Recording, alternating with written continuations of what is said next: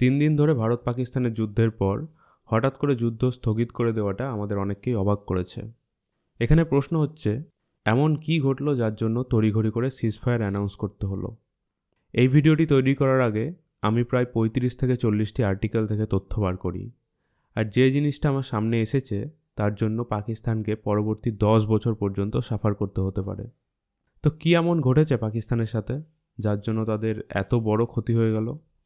আর তড়িঘড়ি করে কেন ডোনাল্ড ট্রাম্প 2 দেশের ডিজিএমওদেরকে ডেকে সিজফায়ার ঘোষণা করতে বাধ্য হলো, সব আপনাদের সামনে ক্লিয়ার করে দেব। শুধু ভিডিওটা শেষ পর্যন্ত দেখতে থাকুন। তো এই সিজফায়ারের মূল কারণ হলো পাকিস্তানের নিউক্লিয়ার লিকেজ। এখন হয়তো আপনি বলবেন যে এই প্রশ্নটি তো সেদিন ভারতের এয়ার মার্শালকে ইন্টারভিউতে করা হয়েছিল, কিন্তু তিনি তো অস্বীকার করেন যে এই ধরনের কোনো খবর তার কাছে নেই। কিন্তু সত্যিই কি তাই? চলুন সেই ইন্টারভিউয়ের ভিডিওটা আর একবার দেখে নিই। The social media, the Twitter is abuzz with the fact that we hit a site called Kirana Hills, which is supposed to be the nuclear storage facility.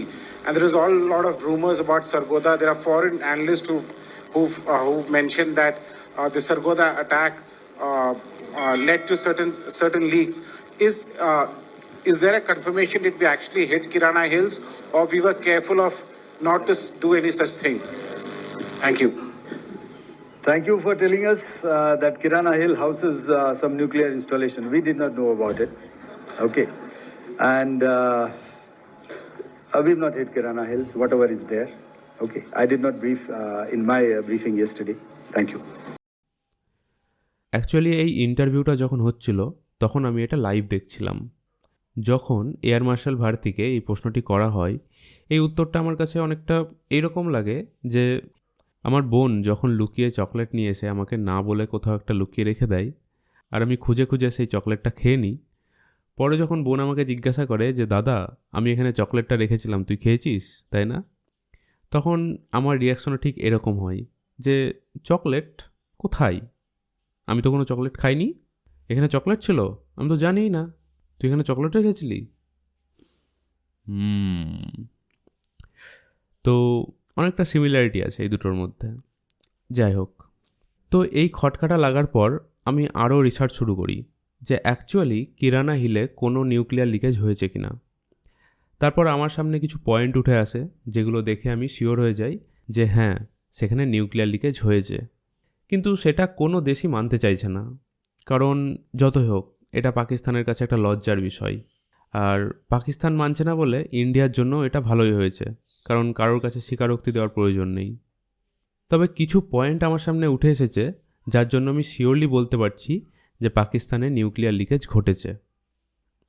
প্রথম পয়েন্ট, 29 এপ্রিল পিএম কিছু কথা বলেন, সেটা আমরা আগে শুনে নিই।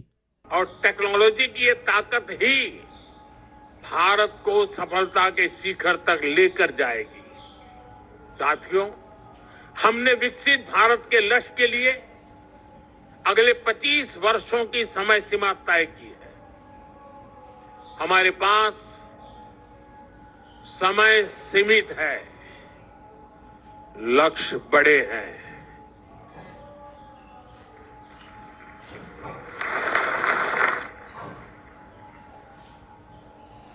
ये मैं वर्तमान स्थिति के लिए नहीं कह रहा हूं। তিনি টেকনোলজিক্যালি এবং ইকোনমিক্যালি দেশকে কিভাবে আরও সমৃদ্ধ করা যায় সেই নিয়ে কথা বলছিলেন, কিন্তু সময় অনেক কম আর লক্ষ্য অনেক বড়। এই কথাটা বলার সময় তিনি আরও সিরিয়াস হয়ে পড়েন। তার সঙ্গে তিনি এটাও বলেন যে আমি কিন্তু এখনকার সিচুয়েশনের কথা বলছি না। দেখুন, পেহেলগাম হামলা হয়েছিল 22 তারিখে, আর এই কনক্লেভটা ছিল 29 তারিখে। সবাই এক্সপেক্ট করছিল যে পেহেলগাম হামলার বদলা খুব তাড়াতাড়ি নেওয়া হবে। সেই করতে করতে 7 দিন পেরিয়ে গিয়েছিল। এখানে তিনি একটা ইঙ্গিত দিতে চেয়েছিলেন যে বড় কিছু একটা হতে চলেছে। এখানে প্রাইম মিনিস্টার বলছে যে সময় কম আর লক্ষ্য অনেক বড়। এখানে প্রশ্ন হচ্ছে তিনি কোন লক্ষ্যের কথা বলেছেন। এখানে তিনি 7ই মে যে 9টা টেরার ক্যাম্প ভেঙে গুড়িয়ে দিয়েছে তার কথা কিন্তু বলেননি, কারণ এটা তো সবাই জানতো যে ভারত একটা বড় ধরনের রিভেঞ্জ নিতে চলেছে।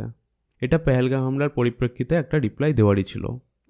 আর এর আগে সার্জিক্যাল স্ট্রাইকের মাধ্যমে যে কাণ্ডটা করেছিল ভারত, তার জন্য পাকিস্তানও জানতো যে ভারত চুপ করে থাকবে না, তারা এর বদলা নিবেই।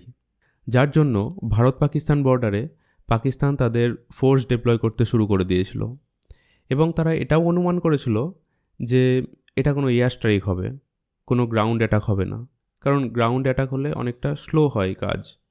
যার জন্য পাকিস্তান তাদের radar, anti missile equipment, anti drone system সেগুলো এনগেজ করা শুরু করে দিয়েছিল।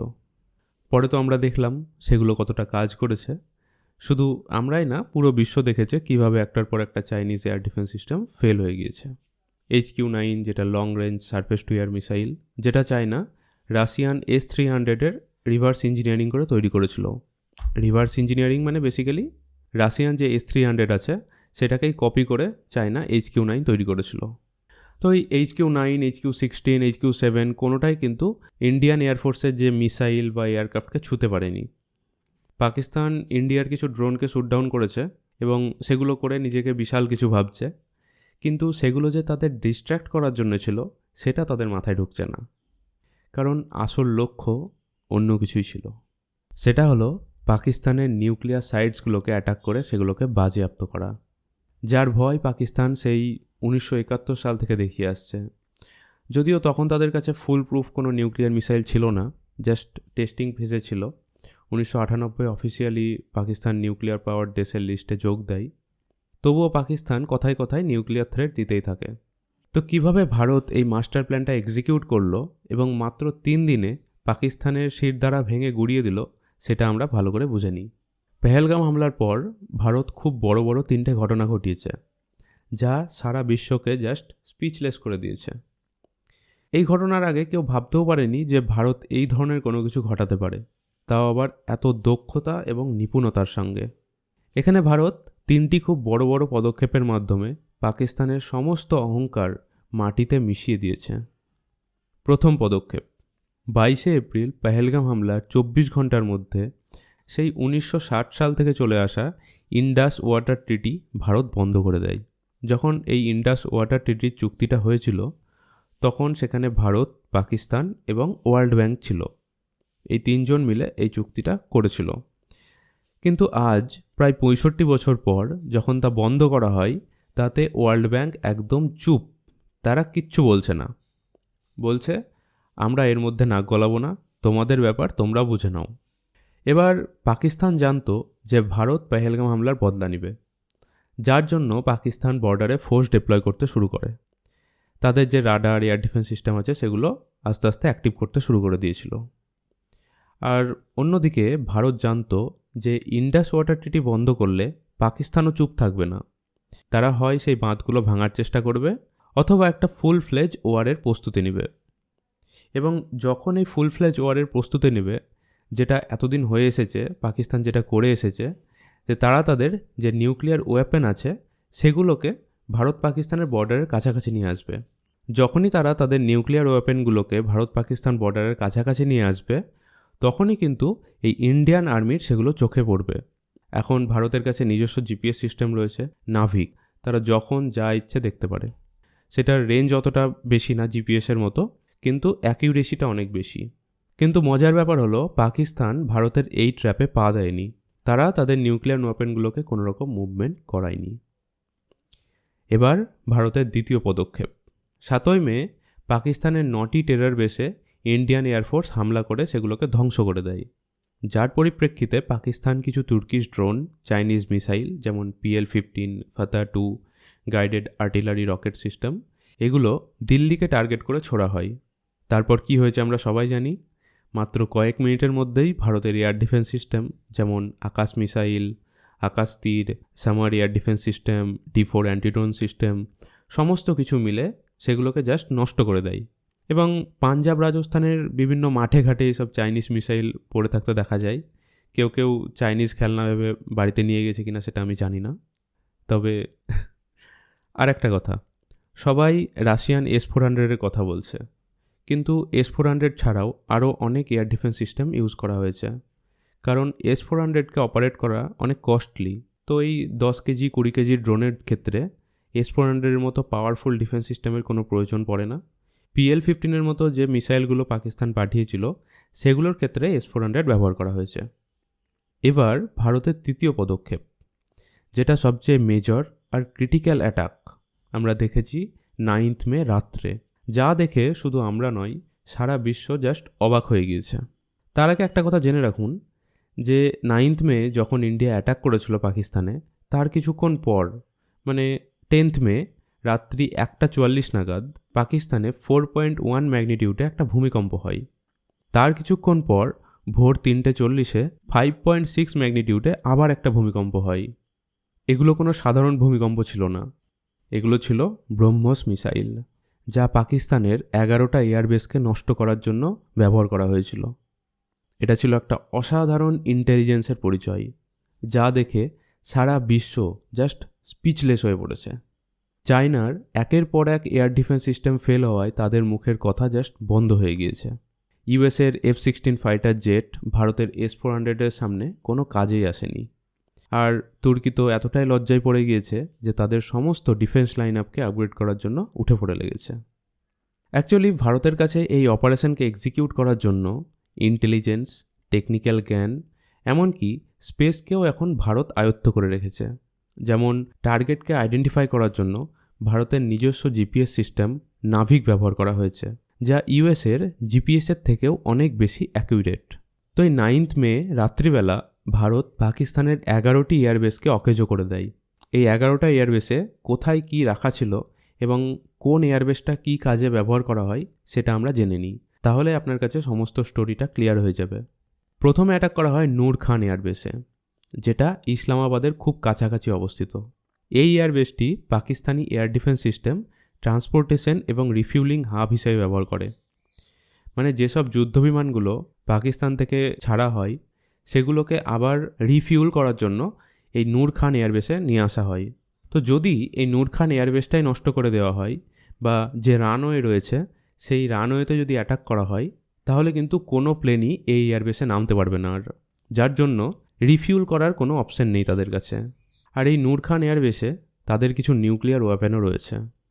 সেকেন্ড চলে আসি রফিক এয়ারবেস, যেখানে পাকিস্তানি এয়ার ডিফেন্সের JF-17, মিরাজ 5 এই সমস্ত এয়ারক্রাফটগুলি রাখা থাকে। এই এয়ারবেসটিরও কর্মক্ষমতা একদম নষ্ট করে দেওয়া হয়। থার্ড চলে আসি মুরিদ এয়ারবেস, যেটা পাকিস্তানের পাঞ্জাবে অবস্থিত।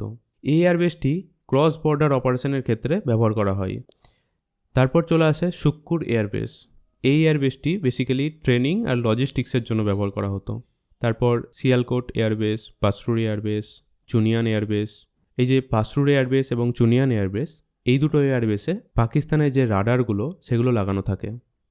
তারপর চলে আসে সারদু এয়ারবেস। এই এয়ারবেসটিও ভীষণ গুরুত্বপূর্ণ একটি এয়ারবেস। এখানে JF-17 থান্ডার জেটগুলো পার্ক করা থাকে, প্লাস এটা চায়না পাকিস্তান ইকোনমিক করিডোর হিসেবে ব্যবহার করা হয়, কারণ এটা চায়নার খুব কাছাকাছি অবস্থিত। তারপর চলে আসে ভোলারি এয়ারবেস, জেকোবাবাদ এয়ারবেস। জেকোবাবাদ এয়ারবেসে F-16 ফাইটার জেটগুলো পার্ক করা থাকে, প্লাস এটা ট্রানজিট পয়েন্ট হিসেবেও ব্যবহার করা হয়। আর মনে করা হয় যেখানে প্রচুর পরিমাণ নিউক্লিয়ার স্টক করা আছে। আর এই জেকোবাবাদ এয়ারবেসটি জাগাই হিলের খুব কাছাকাছি অবস্থিত, যেখানে 1998 সালে পাকিস্তান প্রথম তাদের নিউক্লিয়ার টেস্ট করে। লাস্টে চলে আসে সারগোদা এয়ারবেস। এই এয়ারবেসেও F-16, JF-17 এবং মিরাজ পার্ক করা থাকে। আর সারগোদা এয়ারবেসটি কিরানা হিলের খুব কাছাকাছি অবস্থিত, সেই কিরানা হিল যার কথা এয়ার মার্শাল AK ভারতীকে জিজ্ঞাসা করা হয়েছিল। তো এখানে 10টারও বেশি আন্ডারগ্রাউন্ড টানেল রয়েছে এবং পাকিস্তানের নিউক্লিয়ার ওয়ারের জন্য যা যা সরঞ্জাম প্রয়োজন সমস্ত কিছু এখানে স্টোর করা থাকে। কিরানা হিলের কাছাকাছি অবস্থিত এই সারগোদা এয়ারবেসটি থেকেই নিউক্লিয়ার লিকেজ হয়। আমি এমনি এমনি বলছি না এটা, এর পেছনে অনেক কারণ রয়েছে। যেমন 10 তারিখ ভোরবেলা এই অ্যাটাকটা যখন করা হয়, তার কিছুক্ষণ পর US ডিপার্টমেন্ট অফ এনার্জির একটি এয়ারক্রাফট নূর খান এয়ারবেসে এসে পৌঁছায়। এটি কোনো সাধারণ এয়ারক্রাফট না, এটি হচ্ছে বিচক্রাফট B-350। এই এয়ারক্রাফটটি নিউক্লিয়ার রেডিয়েশন ডিটেক্ট করার জন্য ব্যবহার করা হয়। তো এখানে প্রশ্ন হচ্ছে, হঠাৎ করে কেন সেই দিনই নূর খান এয়ারবেসের নিউক্লিয়ার রেডিয়েশন ডিটেক্টকারী এই B-350 এয়ারক্রাফটটির প্রয়োজন হয়? শুধু তাই নয়, ঠিক তার কিছুক্ষণ পর আরও একটি ইজিপ্টিয়ান এয়ারক্রাফট এখানে এসে পৌঁছায়, যাতে করে বোরন নিয়ে আসা হয়। আর আমরা জানি যে বোরন রেডিয়েশন অ্যাবজর্ব করতে কাজে লাগে। তার সঙ্গে সঙ্গে কিছু ভিডিও আমাদের সামনে আসছে যেখানে দেখা যাচ্ছে যে কিরানা হিলের সংলগ্ন যে গ্রামগুলো রয়েছে সেখান থেকে গ্রামবাসীদের সরিয়ে নিয়ে পুরো গ্রাম খালি করে দেওয়া হয়েছে। সুতরাং দুই দেশই স্বীকার করুক বা না করুক, এই 4টে পয়েন্ট দিয়ে বোঝা যাচ্ছে যে 10ই মে রাতে সেখান থেকে নিউক্লিয়ার লিকেজ হয়েছে। প্রথম পয়েন্ট, 10ই মে রাতে দুবার ভূমিকম্প, তারপর নূর খান এয়ারবেসের নিউক্লিয়ার রেডিয়েশন ডিটেকশন এয়ারক্রাফটের ল্যান্ডিং, তারপর বোরন ভর্তি ইজিপ্টিয়ান এয়ারক্রাফটের আগমন, আর কিরানা হিল সংলগ্ন যে গ্রামগুলো রয়েছে সেগুলো খালি করে দেওয়া। এই সমস্ত কিছু ইন্ডিকেট করছে যে হ্যাঁ, সত্যিই সেখানে নিউক্লিয়ার লিকেজ ঘটেছে। এবার সেটা কতটা ঘটেছে বা তা কতটা ক্ষতি করেছে সেটা এখনই বোঝা যাবে না, আস্তে আস্তে তার প্রভাব দেখা যাবে। এমনকি এই প্রভাবটা কয়েক বছর পর্যন্তও চলতে পারে। তো আশা করি ভিডিওটা ভালো লেগেছে। ভিডিওটা ভালো লাগলে কমেন্ট সেকশনে জানাবেন, আর পরবর্তীতে এই ধরনের ভিডিও পাওয়ার জন্য চ্যানেলটি সাবস্ক্রাইব করে বেল আইকন অন করে দেবেন। দেখা হচ্ছে পরের ভিডিওতে, ভালো থাকবেন।